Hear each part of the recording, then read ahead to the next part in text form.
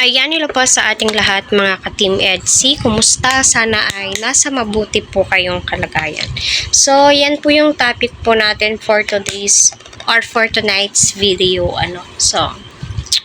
Si Edo nga daw po ay nai-stress at humihingi po siya ng opinyon.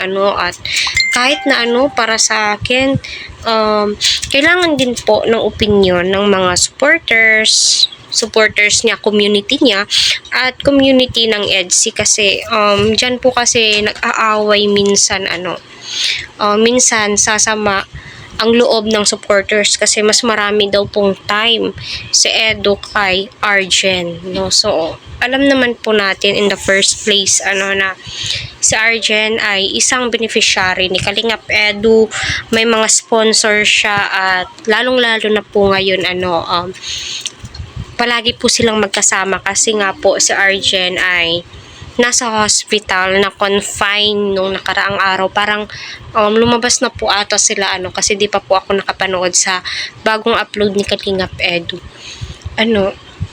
At nako-compare itong si Viancy. Unang-una, di po natin kailangan i-compare silang dalawa kasi nga parehas naman po silang mabait, pero alam naman po nating lahat na lamang nga po itong si Viancy kasi siya po ang girl ni Kalingap Edu, no? Siya po yung nagpapasaya ng puso ni Kalingap Edu, di ba?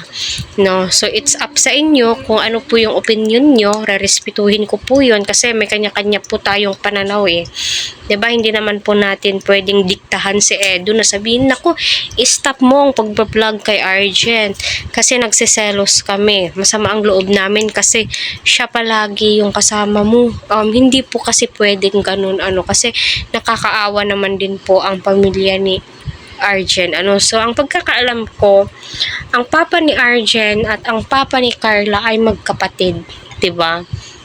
So panoorin muna natin kung bakit nga ba nai-stressed itong si Edu Stress lang kayo. Kung isipan ng kung guys, si Arjen ako. Niya pinapa-complicate yung mga bagay na mapangit ang mga mukha natin yan.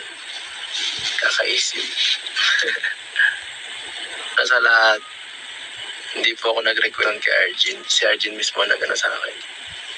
Saka, pag graduation naman baga, kailangan talaga is pag lalaki ka, babae yung partner mo. Kagaya po nung nakaraan, si Joy.